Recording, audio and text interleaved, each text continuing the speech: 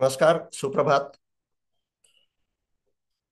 आपण दर रविवारी सकाळी ध्यानासाठी एकत्र जमतो आणि त्यावेळी गेले काही रविवार आपण कॉग्निटिव्ह थेरपीची माहिती घेतो आहोत.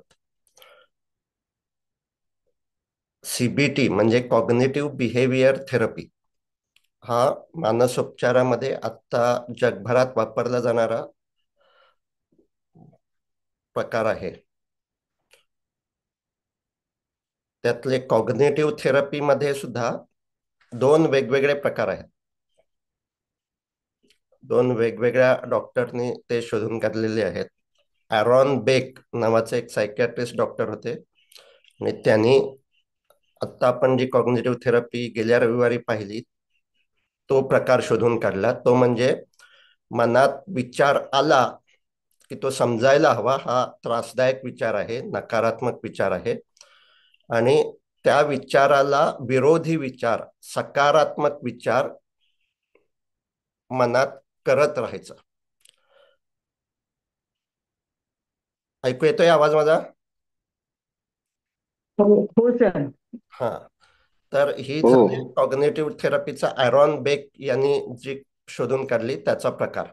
म्हणजे कोणताही मनात ज्यावेळी त्रासदायक विचार येतो, उदाहरणार्थ आता माझ्याकडे काही असे क्लायंट आहेत की त्यांच्या मनात असा विचार येतो की मला अपघात होईल, मरायला होईल, असा विचार मनात येतो. असा विचार मनात येतो त्यावेळी त्याच्या विरोधी विचार करत राहायचा. नाही, मला काही अपघात होणार नाही, देव माझी काळजी घेईल. त्यामुळे भक्ती आणि देवाची उपासना हे या कॉग्निटिव्ह थेरपीचाच एक प्रकार आहे असं आपण म्हणू शकतो. आपण प्रवासाला निघताना बरेचदा देवाचं नाव घेतो, सद्गुरूंचं नाव घेतो. ते हे सकारात्मक विचार करणंच असतं. ज्या ज्यावेळी असा त्रासदायक विचार मनात येतो त्या त्यावेळी सकारात्मक विचार करायचा म्हणजे ही कॉग्निटिव्ह थेरपी.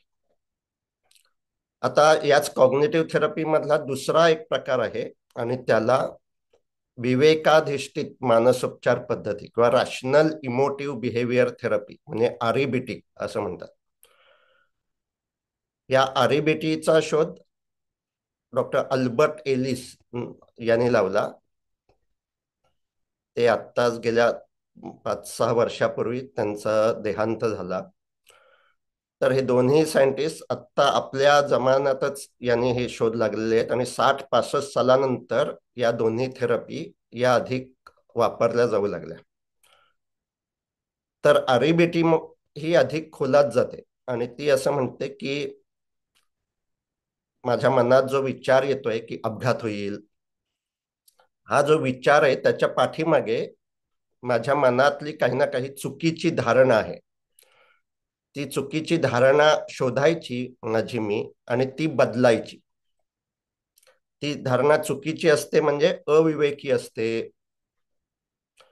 आणि ती विवेकी धारणा करायची. आता हे जे मॉडेल आहे आरईबीटीचं त्याला एबीसीडी मॉडेल असं म्हणतात. म्हणजे काय की ऍक्टिव्हेटिंग इव्हेंट म्हणजे ए.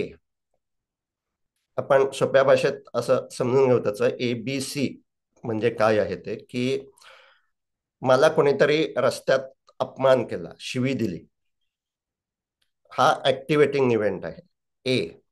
आणि त्यामुळे मला खूप राग आला. माणसं माझा असा अपमान कसा करू शकतात, अशा विचाराने मी खूप चिडलो, हे सी आहे म्हणजे कॉन्सिक्वेन्स. आपल्याला असं वाटत असतं की मला राग आला कारण मला कोणीतरी शिवी दिली. सी घडलं कारण ए घडलं. आरईबीटी म्हणते हे चुकीचं आहे. ए आणि सी च्या मध्ये बी म्हणजे बिलीफ असतो. माझ्या मनात असा बिलीफ आहे की माझा कोणी अपमान करताच नाहीये, मला कोणी शिवी देताच नाहीये. हा जो च आहे, हा च चुकीचा आहे, इरॅशनल आहे. त्यामुळे इंग्लिशमध्ये त्याला म्हणतात मस्ट, शुड असे शब्द असणारे जे काही बिलीफ असतात ते सगळे इरॅशनल आहेत आणि ते काढून टाकायचे. मला शिवी देता नाहीये, माझा कोणी अपमान करता नाहीये, हा रॅशनल बिलीफ आहे. माझ्या मनात अशी इच्छा असू शकते, पण करताच नाहीये हा जेवढा तीव्र असेल तेवढा मला येणारा राग, माझ्या मनाची अस्वस्थता ही अधिक असते. आणि त्यामुळे स्वतःच्या मनातले असे बिलीफ शोधायचे ज्याला लावलेला आहे, आणि तो काढून टाकायचा, म्हणजेच आरईबीटी. आता हे जे काढून टाकणं आहे, मनातला बिलीफ शोधणं आहे, ह्याचे देखील 3 प्रकार आहेत. 3 प्रकाराने आपण आपल्या मनातले हे जे काही बिलीफ आहेत त्याला डी म्हणजे डिस्प्यूट करू शकतो. त्यामुळे आरईबीटीतलं जे मॉडेल आहे त्याला एबीसीडी मॉडेल असं म्हणतात. ए म्हणजे ऍक्टिव्हेटिंग इव्हेंट, बी म्हणजे बिलीफ, सी म्हणजे कॉन्सिक्वेन्स, आणि डी म्हणजे डिस्प्यूट. दुसरं उदाहरण मी घेतो की एखाद्याचा डिव्होर्स होतो, आणि तो डिव्होर्स झाल्यानंतर ती व्यक्ती खूप अस्वस्थ असते, डिप्रेस्ड असते. माझ्याच बाबतीत असं का झालं, मलाच असा जोडीदार का भेटला. तर हे डिप्रेस होणं हे सी आहे, ऍक्टिव्हेटिंग इव्हेंट डिव्होर्स आहे ए. आणि बी त्याच्यामध्ये आहे की जो बिलीफ असा आहे की माझ्या बाबतीत असं होताच नाहीये. हा हा जेवढा तीव्र असेल तेवढा येणारं डिप्रेशन हे तीव्र असतं, तेवढी येणारी उदासी, राग हे तीव्र असतं. आणि त्यामुळे केवळ वरवरचे विचार बदलत राहायचे नाही, तर हा बिलीफ शोधायचा आणि तो बिलीफ चेंज करायचा. तर हे बिलीफ चेंज करण्याचे सुद्धा 3 प्रकार आहेत, आणि आपण माइंडफुलनेस थेरपी मधले त्यातला एक प्रकार हा वापरतच असतो. तो कुठला प्रकार वापरत असतो ते आज मी मुख्यतः बोलतो. उरलेल्या 2 प्रकारांबद्दल आपण नंतर कधीतरी बोलूया. मी आज त्यांची केवळ ओळख करून देतो. तर हे 3 प्रकारे आपण आपल्या मनातल्या बिलीफना, म्हणजे मनात ज्या चुकीच्या धारणा आहेत त्यांना डिस्प्यूट करू शकतो, चॅलेंज करू शकतो, विरोध करू शकतो, आणि ते बिलीफ जे आहेत, ज्या धारणा आहेत त्या बदलवू शकतो. त्यातली पहिली धारणा जी आता आपण आपल्या थेरपीमध्ये सुद्धा उपयोगात आणतो त्याला प्रॅग्मॅटिक डिस्प्युटेशन असं म्हणतात. म्हणजे काय, तर सुरुवातीला मी 3 प्रकार थोडक्यात सांगतो, आणि आपण त्यातला प्रॅग्मॅटिक डिस्प्युटेशन हा प्रकार आणत असतो. प्रॅग्मॅटिक डिस्प्युटेशन म्हणजे माझ्या मनात जो विचार येतो आहे त्याचा काही उपयोग आहे का, असं स्वतःला डिस्प्यूट करणं. आणि तो विचार आणि त्याच्या मागचा जर बिलीफ आपल्याला समजला तर त्याचा उपयोग आहे की निरुपयोगी आहे हे स्वतःच स्वतःला विचारणं, आणि उपयोगी असेल तर तो जो काही बिलीफ किंवा विचार सांगतो आहे त्यानुसार कृती करणं, पण निरुपयोगी असेल तर त्याला महत्व न देणं, हे आपण आपल्या या माइंडफुलनेस थेरपीमध्ये उपयोगात आणत असतो. म्हणजे काय, की सुरुवातीला मी जे उदाहरण दिलं की मला अपघात होईल असा विचार मनात जर येत असेल तर त्याचं, आणि त्यामुळे भीती निर्माण होत असेल, त्याचं 3 प्रकारे आपण त्याला विरोध करू शकतो. त्यातला पहिला प्रकार म्हणजे उपयोगी, हा मला अपघात होईल हा विचार हा उपयोगी आहे की निरुपयोगी आहे. आपण असं म्हणतो ते कोणत्या सिच्युएशन मध्ये आहे त्यावर अवलंबून आहे. मी जर गाडी चालवत असेल आणि प्रत्येक वळणात समोरून कोण येत आहे की नाही हे दिसत नाही आहे, त्यावेळी हा विचार उपयोगी आहे, हा विचार यायलाच हवा मनात. हा विचार येत नाही म्हणून ऍक्सिडेंट होतात. त्यामुळे हा विचार नकारात्मक विचार नाही आहे. जर मी गाडी चालवत असेल, कार किंवा बाईक, तर प्रत्येक वळण ज्यावेळी मी घेत असतो त्यावेळी मला अपघात होऊ शकतो, हा विचार उपयोगी विचार आहे. तो विचार माझ्या मनात असेल तर मी स्पीड कमी करीन, वळणात दुसऱ्या गाडीला ओव्हरटेक करणार नाही. पण हाच विचार मला जर गाडीत बसूच देत नसेल, प्रवास करू देत नसेल, बाहेर पडूच देत नसेल, मी घरात बसलेलो आहे आणि तरी सुद्धा माझ्या मनात तो विचार येतोय मला ऍक्सिडेंट होईल, तर हा उपयोगी विचार आहे का, तर नाही. हा निरुपयोगी विचार आहे. काही वेळा तर त्रासदायक विचार आहे. हा विचार असेल तर मी प्रवासाला जाणारच नाही.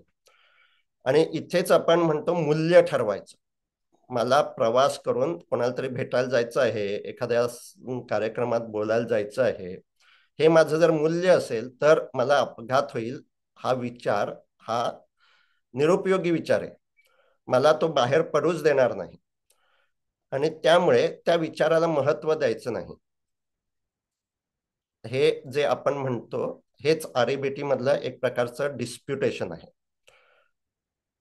हे ह्याला म्हणतात प्रॅग्मॅटिक डिस्प्युटेशन, म्हणजे उपयोगित्व त्याचं असेल तरच त्याला महत्व द्यायचं, उपयोगित्व नसेल तर त्याला महत्व द्यायचं नाही. दुसरा प्रकार आरईबीटीतला तो म्हणजे ज्याला आपण म्हणू शकतो रॅशनल डिस्प्युटेशन. त्यामध्ये असं डिस्प्यूट केलं जातं की मला जो काही अपघात होईल अशी भीती वाटते, त्या पाठीमागे खरं म्हणजे माझ्या मनातली धारणा अशी आहे की सर्व काही मी जसं ठरवलं आहे तसंच व्हायला हवं. कोणतीही अनिश्चितता असताना, अनसर्टेनिटी असताना, असा माझ्या मनातला बिलीफ आहे. माझी धारणा अशी आहे की मी जसं ठरवीन, प्लॅनिंग करेन तसं सर्व व्हायलाच हवं. हा खूप तीव्र आहे आणि तो काढून टाकायला हवा. कारण आयुष्य अनिश्चित आहे, अनसर्टन आहे, अपघात होऊ शकतो. तो होईलच होईलच असं म्हणून मी जर स्वतः बाहेर जाण्याचं टाळत असेल तर ते चुकीचं आहे. कारण मी सर्टनिटीची मागणी करतोय, सतत मला काहीतरी गॅरंटी हवी आहे. आपण वस्तू घेताना गॅरंटी मागतो, काही वेळा ती मिळतेही, पण आयुष्याची अशी काही गॅरंटी असतेच असं नाही. जगात काहीही होऊ शकतं आणि ही जो माझा गॅरंटीचा बिलीफ आहे, गॅरंटीचा जो हट्ट आहे, दुराग्रह आहे, तो इरेशनल आहे, तो अविवेकी आहे आणि तो काढून टाकायला हवा. त्यामुळे सर्व काही मी ठरवल्यासारखंच व्हायलाच हवं हा बिलीफ माझ्या मनातला जो आहे तो चुकीचा आहे. काही वेळा मी ठरवतो त्यापेक्षा वेगळं होऊ शकतं, हे मी मान्य करायला हवं. असं ज्यावेळी मी मान्य करत नाही त्यावेळी मी इरॅशनल असतो, अविवेकी असतो. आणि तिसरा प्रकार आहे आरईबीटी मधला स्वतःच्या मनातला बिलीफला चॅलेंज करण्याचा, आणि त्याला म्हणतात अनुभवजन्य, एम्पिरिकल. आता रस्त्यावर किती वाहनं असतात, त्यातल्या किती वाहनांना अपघात होतो. मी बाहेर 50 वेळा गेलो, त्या 50 वेळातला किती वेळा अपघात झाला. म्हणजेच अपघात होईलच असं मला जे वाटतं आहे तो अनुभवाच्या आधारावर काही खरा नाहीये बिलीफ. मी 10 वेळा बाहेर गेलो असो तर त्यातल्या एखाद्या वेळी कधीतरी अपघात झालेला असू शकतो आणि त्यामुळे प्रत्येक वेळीच अपघात होईल असं माझ्या मनात जर वाटत असेल तर ते चुकीचं आहे आणि तो अविवेकी धारणा आहे माझ्या मनातली आणि ती बदलायची. तर कॉग्नेटिव्ह थेरपीमध्ये, आरईबीटी मध्ये मनातली अशी चुकीची धारणा शोधून ती बदलणं हे महत्वाचं असतं आणि हे पुन्हा पुन्हा करावं लागतं. आरईबीटी मध्ये असं सांगितलं जातं की हे पुन्हा पुन्हा ज्या ज्यावेळी मनात विचार येईल मला अपघात होईल, त्यावेळी मला जी योग्य धारणा वाटते ती धारणा आठवायची आणि मला जी काही कृती करायची आहे ती कृती करायची, ते कृती करणं थांबवायचं नाही. आता आपण असं म्हणतो की हे करणं योग्य आहे, आवश्यक आहे, पण ते पुरेसं नाही.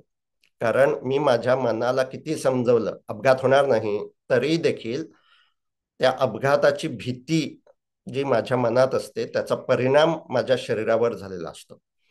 आणि आपण माइंडफुलनेस थेरपीमध्ये केवळ विचारांना चॅलेंज करून थांबत नाही. हा विचार निरुपयोगी आहे हे आधी बुद्धीला पटवणं आवश्यक आहे आणि तो बुद्धीला पटला की ज्या ज्यावेळी तो विचार मनात येईल त्यावेळी आपल्या शरीरात बदल होत असतात. त्या शरीरातल्या बदलांकडे लक्ष द्यायचं आणि त्या बदलांचाही स्वीकार करायचा. मला ऍक्सिडेंट होईल असा विचार माझ्या मनात आला की माझ्या छातीतली धडधड वाढत असते, हृदयाचे ठोके वाढत असतात, श्वास गुदमरल्यासारखा होत असतो आणि पोटात गोळा येऊ शकतो, डोकं दुखू शकतं, अनेक बदल माझ्या शरीरात होतात.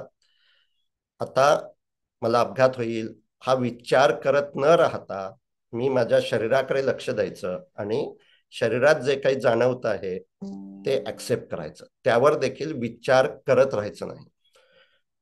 हे पुन्हा पुन्हा करायचं. त्यामुळे आरईबीटी मध्ये जे सांगितलं जातं की विचारांना चॅलेंज किंवा बिलीफना चॅलेंज पुन्हा पुन्हा करायचं.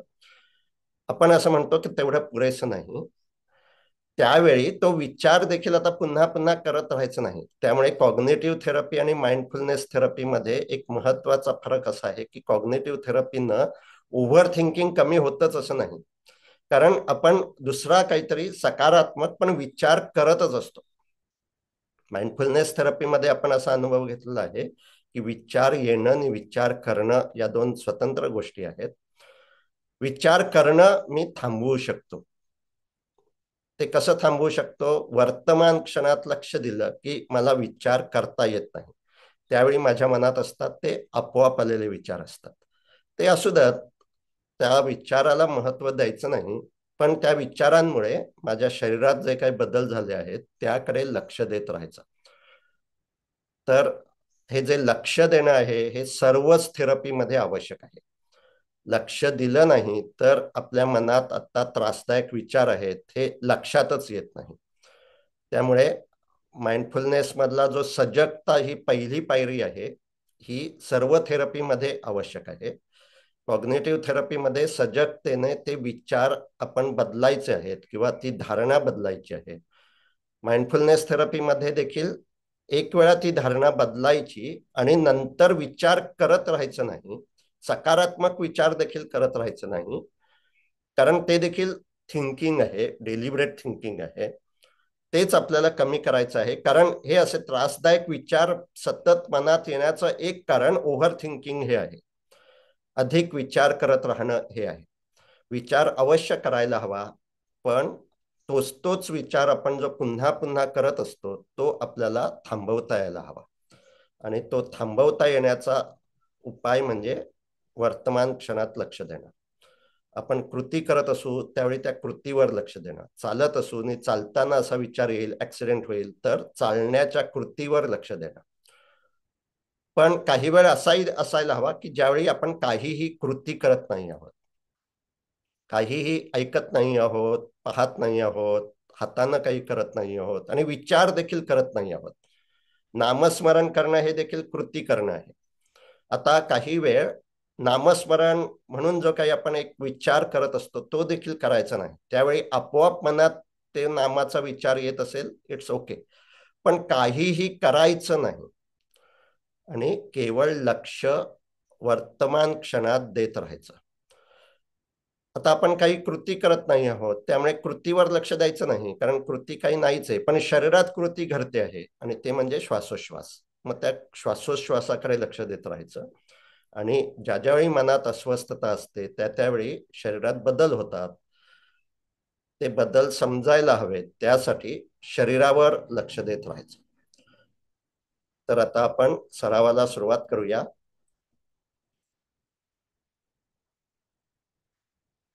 आता 7:37 झालेली आहेत, सो 23 मिनिटं आज आपण सराव करणार आहोत. असा संकल्प करायचा की सर्व कामं आता बाजूला ठेवायची.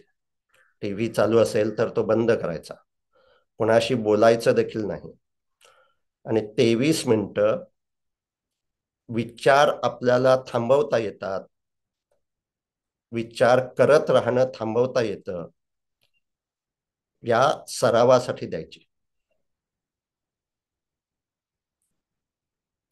आणि जे विचार मनात येतात त्यामुळे शरीरात काही बदल होतात हा अनुभव घेण्यासाठी द्यायचे.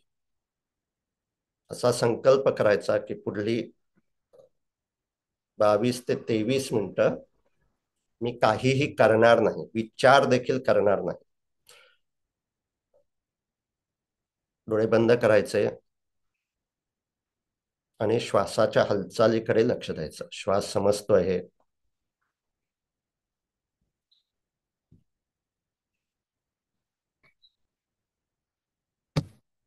श्वासाची हालचाल समजते आहे.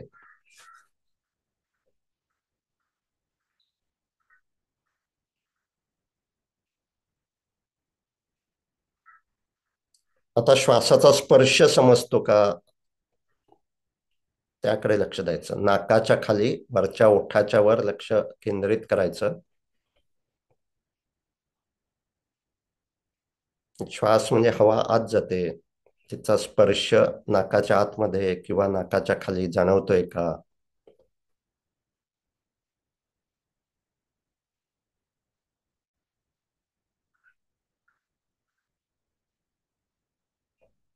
श्वास आत समजत नसेल तर ठीक आहे, तेही मान्य करायचं. श्वासाची हालचाल समजते, त्याकडे लक्ष देत राहायचं. पण अधूनमधून नाकाच्या खाली वरच्या ओठाच्या वर असं लक्ष देत राहायचं, तुम्ही ज्यावेळी स्वतःहून सराव करता त्यावेळी. कारण श्वासाचा स्पर्श समजणं म्हणजे सूक्ष्म संवेदना आपल्याला समजू लागलेल्या आहेत. आणि ज्या ज्यावेळी मन अस्वस्थ होतं त्या त्यावेळी संवेदना निर्माण होतात, त्या सूक्ष्म असतात. त्या समजू लागण्याचं एक पायरी म्हणजे श्वासाचा स्पर्श समजू लागणं. तर आपण या त्रासदायक भावनांची मुळं काढून टाकू शकतो. आता आपल्याला संवेदना समजतात, त्या खूप तीव्र झाल्यावरच समजतात. भीती वाटली की छातीत धडधड खूप वाढते आणि ती समजते. ठीक आहे, आता तिचाच स्वीकार करायचा.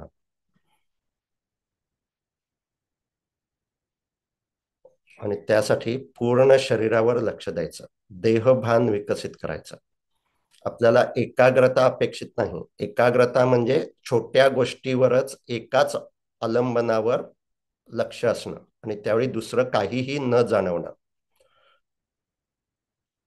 आपल्याला भान, अवेअरनेस अपेक्षित आहे. जे जे काही होतं आहे ते ते जाणवायला हवं. त्यामुळे पूर्ण शरीरात जे जे काही होतं आहे ते आता समजत आहे का, म्हणजे शरीरातल्या संवेदना समजत आहेत का, त्याकडे लक्ष द्यायचं.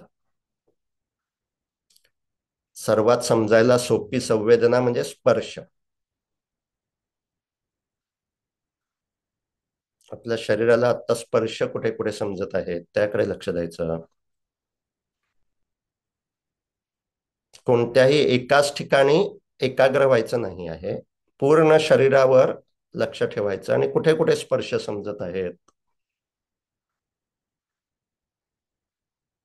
आणि स्पर्शाच्या बरोबर अन्य काही आत्ता शरीरात जाणवत आहे का, पाय दुखतोय, कुठेतरी जड वाटत आहे, धडधडत आहे, खाज उठते आहे.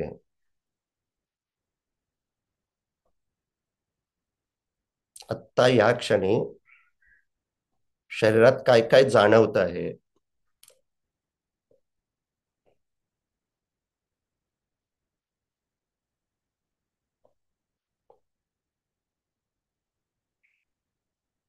अन्य काही जाणवत नसेल तर श्वासाची हालचाल तर जाणवते आहे, त्याकडे लक्ष ठेवायचं. श्वास समजतो आहे.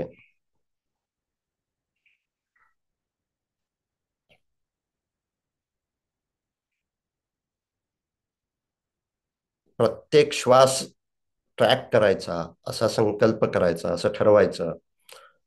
समजा जर श्वास स्पर्श समजत असेल तर नाकापासून छातीपोटापर्यंत श्वास येतो आणि बाहेर जातो, त्यावेळी जे जे काही समजत आहे त्यावर लक्ष ठेवायचं. नाकापाशी श्वासाचा स्पर्श समजतो, मग छातीपोटाची हालचाल होते आणि पुन्हा श्वास बाहेर पडताना स्पर्श समजतो. पुन्हा दुसरा श्वास.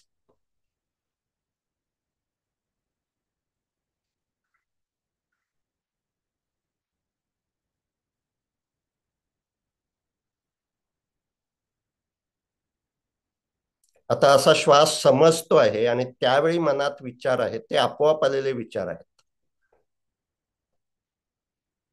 त्यांचाही स्वीकार करायचा. पण आपण विचार करू लागलो तर श्वास समजणंच थांबतं.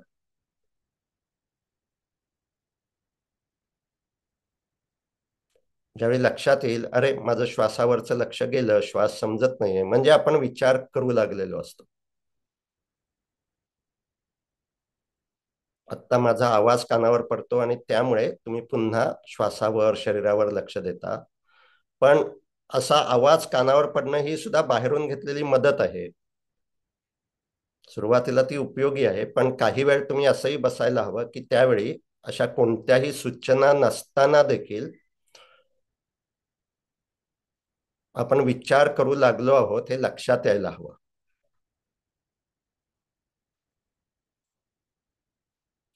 श्वास समजायचा थांबला त्यावेळी आपण विचार करू लागलेलो असतो.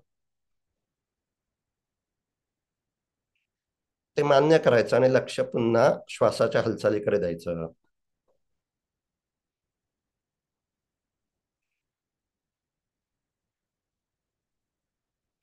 हेच पुन्हा पुन्हा करायचं. हे कदाचित एका मिनिटात 10 वेळा करावं लागेल, नो प्रॉब्लेम. 10 सेकंदच आपलं लक्ष राहतं आणि मनात विचार येतात आणि मी विचार करू लागतो. ओके. पुन्हा पुन्हा दर 10 सेकंदांनी ज्यावेळी लक्षात येईल त्यावेळी श्वासाच्या हालचालीवर लक्ष द्यायचं. श्वास समजतोय हे, आणि श्वास समजतो आहे आणि मनात काहीतरी घडतं आहे, तर ते आपोआप येणारे विचार आहेत.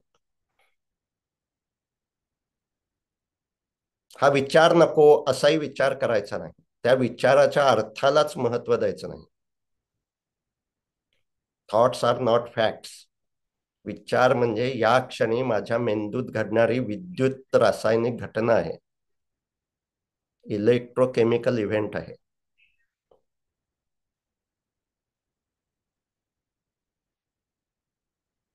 काय काय साठलंय माझ्या मनात मेंदूत ते आत्ता प्रकट होत आहे.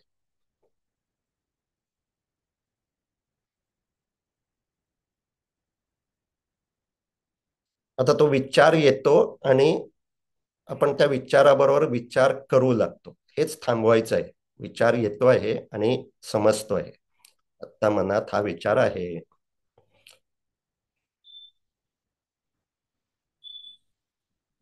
तो विचार येतो आणि आपण विचार करू लागतो. हे थांबवण्यासाठी आपण काही उपाय करतो. हा विचार कोणती भावना निर्माण करतोय त्या भावनेला नाव द्यायचं. आता मनात उदासी आहे, राग आहे, चिंता आहे, दुःख आहे किंवा उत्तेजित अवस्था आहे. आणि मनात काही भावना असेल तर शरीरात बदल होतात. उत्तेजित अवस्था असते त्यावेळी देखील शरीरात बदल होतात. ते समजतायत का? त्यासाठी पुन्हा पुन्हा श्वासाच्या हालचालीकडे आणि शरीराकडे लक्ष देत राहायचं.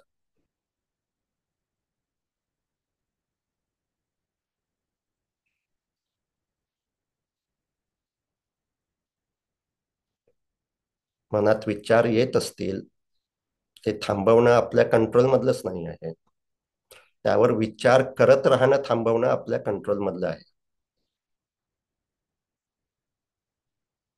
मनात विचार येतात, त्या प्रवाहातून अलग होण्याचा दुसरा उपाय म्हणजे कोणत्या मीचे विचार येत आहेत. आई मी, पत्नी मी, गृहिणी मी, नोकरी करणारी मी.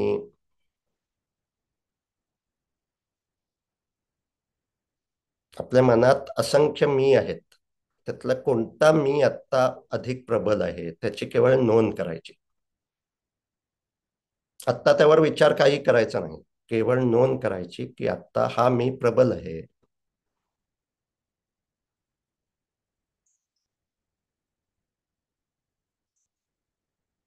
आणि लक्ष पुन्हा श्वासाच्या हालचालीकडे द्यायचं. श्वास समजतोय.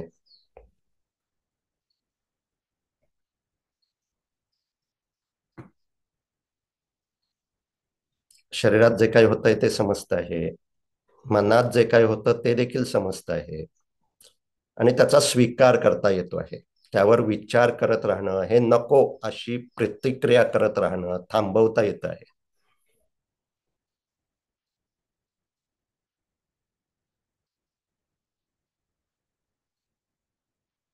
असे विचार मनात येत राहतील. छातीत धडधड जाणवली की अरे बापरे, छातीत धडधडते असा विचार आपोआप आलेला असू शकतो. तसाच विचार करत राहायचं नाही. विचार येणं आणि विचार करणं यामध्ये फरक आहे. हा फरक समजू लागणं म्हणजेच सजगता.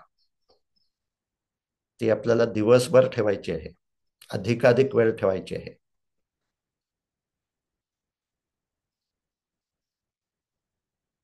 आणि ती विकसित करण्यासाठी आता आपण सराव करतो आहोत.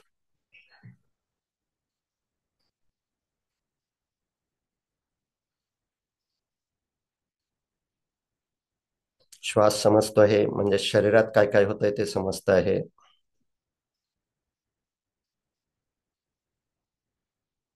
मनात काय होतं ते देखील समजत आहे. कोणत्या मीचे विचार अधिक येत आहेत, कोणती भावना आता मनात आहे, त्याचाही स्वीकार करायचा.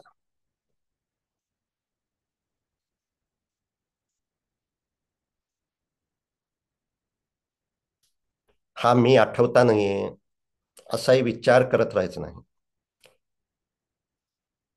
म्हणजे अपघात झाला असेल आणि तेच विचार मनात येत असतील, तर त्या विचारामुळे शरीरात काय होतंय त्याकडे लक्ष देत राहायचं. हा अपघाताचा विचार पुन्हा येता नये मनात असाही विचार करत राहायचा नाही.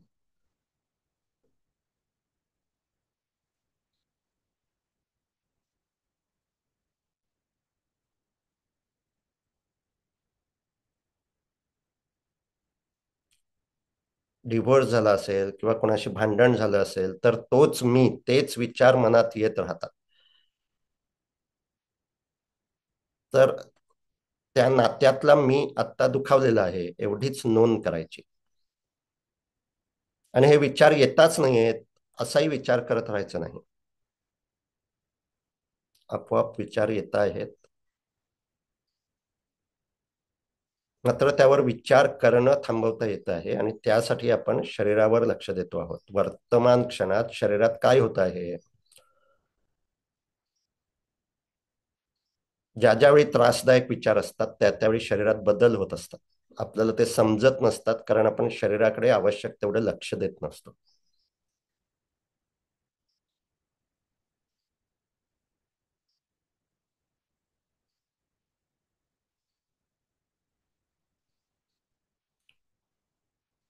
पुन्हा पुन्हा शरीराकडे लक्ष देत राहायचं.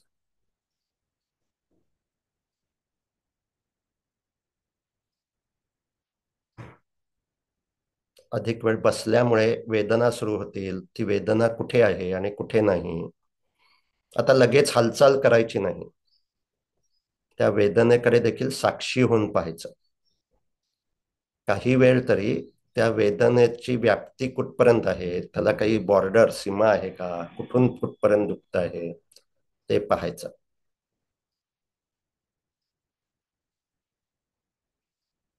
पण तिथेच लक्ष ठेवायचं नाही. कमरेत दुखत आहे तर पायावर लक्ष द्यायचं. गुडघा दुखतो आहे तर पाठीवर लक्ष द्यायचं. लक्ष जाणं आणि लक्ष देणं यामध्ये देखील फरक आहे. जिथे वेदना आहे तिथे लक्ष जातं. आता जिथे वेदना नाही, जिथे काही समजत नाहीये तिथे अधिक वेळ लक्ष द्यायचं. पाठीत काही जाणवतंय का, मानेवर काही जाणवतंय का, चेहऱ्यावर काही जाणवतंय का.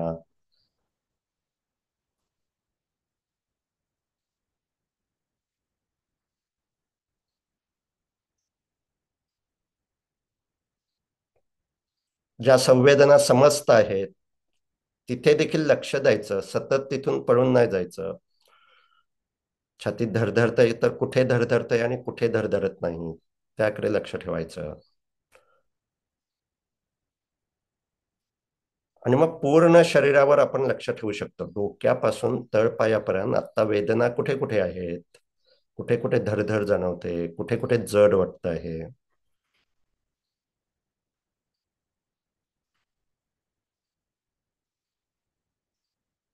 त्या वेदना स्वीकारता येत नाही असं झालं तर हालचाल करायची. खाज स्वीकारता येत नाही असं झालं तर सजगतेनं हालचाल करून खाजवायचं. पण खाज येते आणि आपण नकळत हालचाल करतो आणि खाजवतो, ते आता थांबवायचं. कारण आपल्याला सजगता विकसित करायची आहे. खाज आली की खाजवणं हे सवयीनं होणारी घटना आहे. आपला मेंदू प्रतिक्रिया करतो आणि आपण नकळत खाजवतो. आपल्या सर्व भावना सुद्धा अशा नकळतच निर्माण होतात. आता ते आपल्याला समजायला हव्यात. कोणती भावना निर्माण होते? त्यासाठी सजगता विकसित करायची आहे. कोणते विचार मनात येतात? आत्ता कोणते विचार मनात आहेत? कोणत्या मीचे विचार आहेत?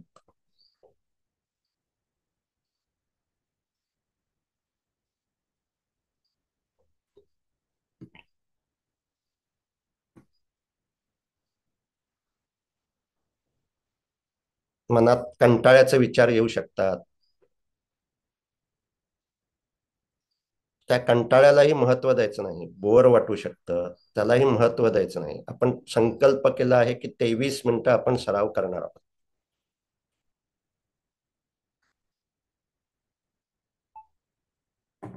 ते 23 मिनिटं पूर्ण होईपर्यंत कंटाळा आला तरी सराव करत राहायचं. कंटाळ्याकडे देखील साक्षी होऊन पाहायचं. आता मनात कंटाळा आहे, ओके.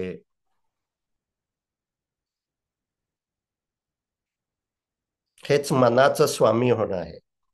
अन्यथा आपण मनाचे गुलाम असतो. मन सांगतं ते करत असतो. आता आपण मनाला सांगितलंय बुद्धीनं विचार करून, संकल्प करून, की पुढची 20 मिनिटं मी विचार करणं थांबवणार आहे. कंटाळ्याचे विचार मनात येत राहतील, त्या विचाराला महत्व द्यायचं नाही. हे नको असे विचार मनात येत राहतील, त्यालाही महत्व द्यायचं नाही. हा सराव नको असे विचार आपल्या मनात येत राहू शकतात. कारण मनाला आपलं स्वामित्व झुगारून द्यायचं नसतं. त्याला स्वामीच राहायचं असतं. त्याचमुळे मनात हे विचार निर्माण होतात. हा सराव नको. आता आपण संकल्प केला आहे, तो बुद्धीनं संकल्प केला आहे आणि त्यानुसार जे काही ठरवलं आहे तेवढा वेळ ते करत राहायचं.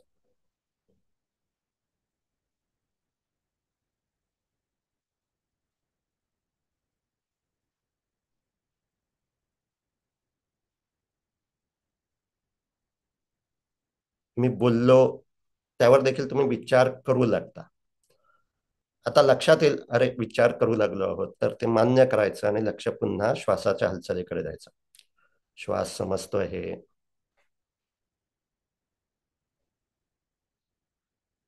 आणि मनात जे काही आहे त्याचाही स्वीकार करायचा. शरीरात जे काही जाणवतंय त्याचाही स्वीकार करायचा.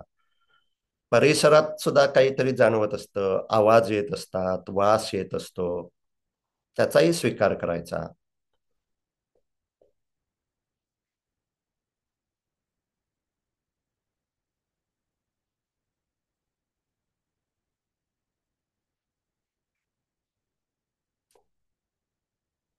परिसरात, शरीरात आणि मनात जे काही घडतं आहे ते समजत आहे, पण त्यावर विचार करणं थांबवता येत आहे.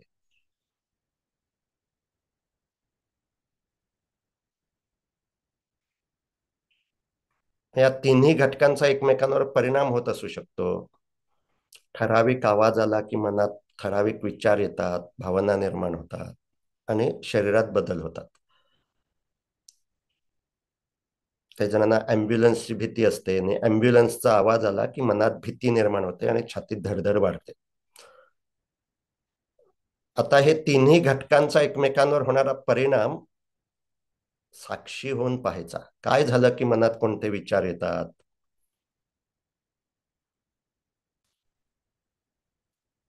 आणि जे काही होतं त्याचा काही वेळ तरी स्वीकार करायचा. मनात द्वेष येतो, एखाद्या व्यक्तीचा आवाज कानावर पडतो आणि मनात द्वेषाचे विचार, रागाचे विचार येतात. आता त्या विचारांचाही स्वीकार करायचा. मनात आत्ता राग आहे, त्यामुळे शरीरावर काय होतंय पाहूया, असं म्हणून श्वासाच्या हालचालीकडे, शरीराकडे लक्ष देत राहायचं.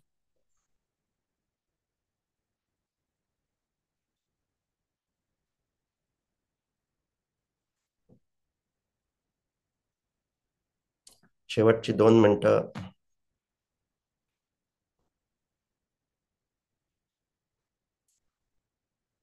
श्वास समजतो आहे, शरीरात जे काही होतंय ते समजतं आहे, मनात जे काही होतंय ते समजतं आहे आणि परिसरात काय होतंय ते समजतं आहे. या सर्वांचा एकमेकांवर परिणाम होत असेल तर तो समजतो आहे.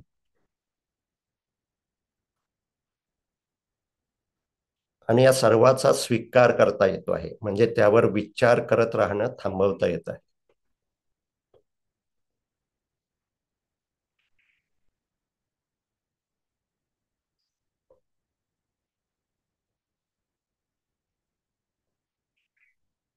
विचार करू लागलो हे लक्षात लवकर येऊ लागलं आहे.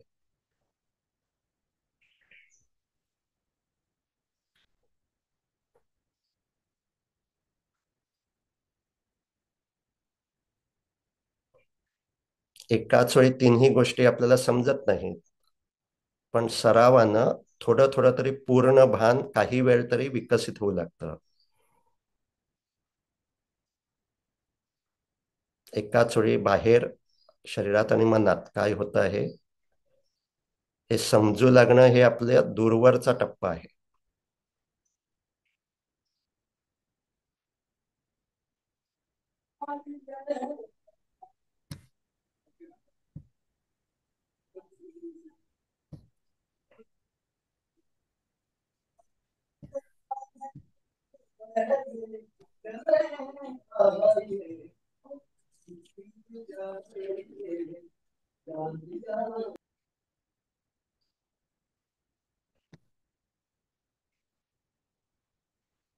शेवटचा अर्धा मिनिट.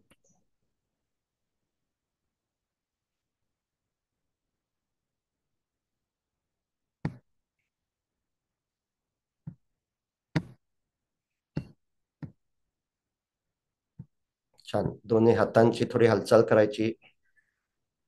ते हात एकमेकांवर चोळायचे.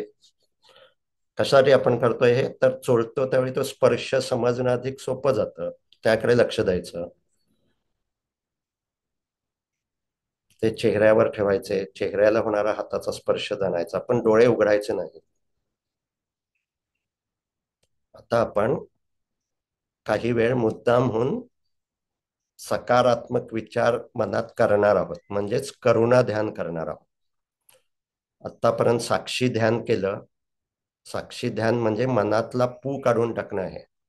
मनातली स्वच्छता अस्वच्छता जी काही आहे ती साक्षी होऊन पाहायची आहे.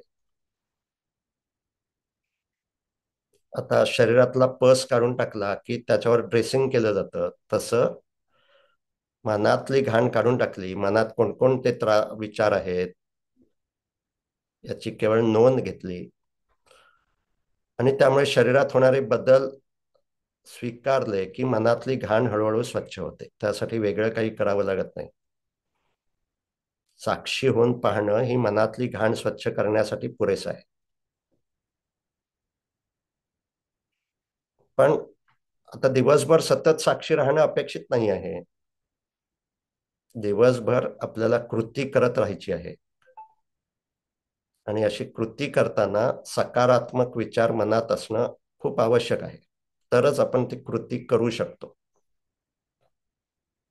आणि त्यासाठी मुद्दामून आता काही वेळ सकारात्मक विचार करत राहायचे. माझं शरीर अधिकाधिक निरोगी होत आहे.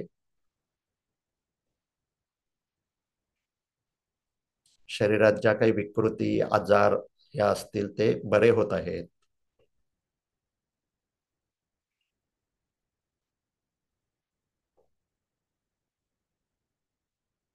माझं मन अधिकाधिक वेळ प्रसन्न राहत आहे. मनातल्या ज्या विकृती आहेत, अधिक वेळ चिंता असते, भीती असते, उदासी असते, ती बरी होत आहे.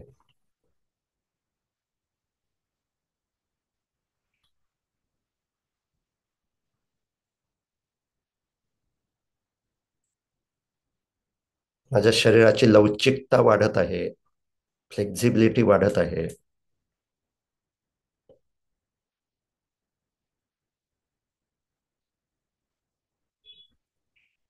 माझ्या विचारांची देखील लवचिकता वाढत आहे. म्हणजे एक विचार माझ्या मनात आला तर त्याच्या विरोधी विचार मला करता येतो आहे.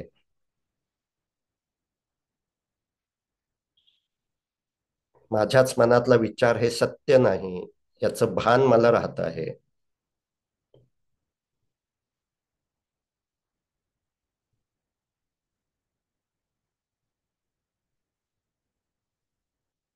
माझं मन उत्साही होत आहे.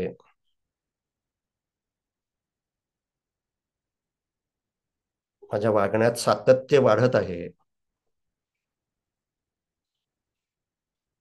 मला संकल्प करता येऊ लागला आहे.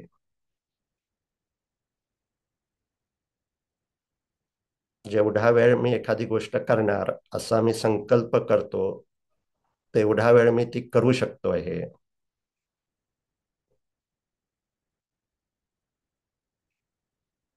माझ्या बुद्धीची निर्णय क्षमता विकसित होत आहे.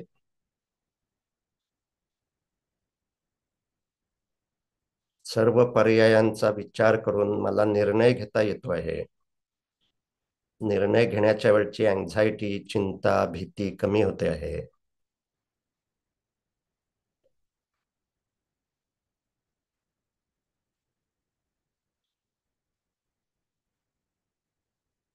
मला माझ्या पूर्ण दिवसाचं, भविष्याचं नियोजन करता येत आहे.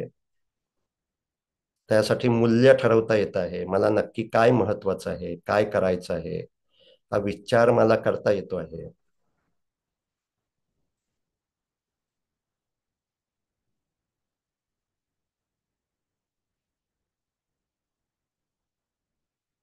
त्या मूल्यापेक्षा अन्य विचार माझ्या मनात येतात, त्याचं मला भान विकसित होत आहे आणि त्या विचारांना महत्व द्यायचं नाही हे कौशल्य विकसित होत आहे.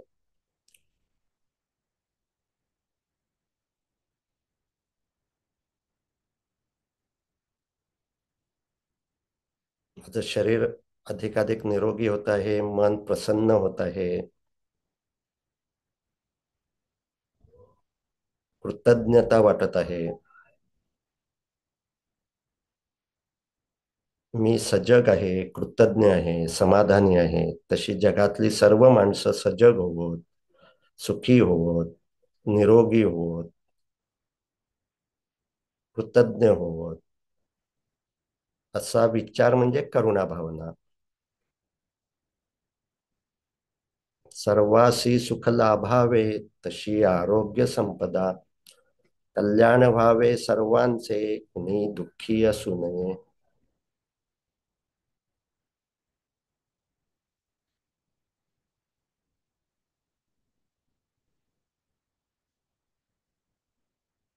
छान.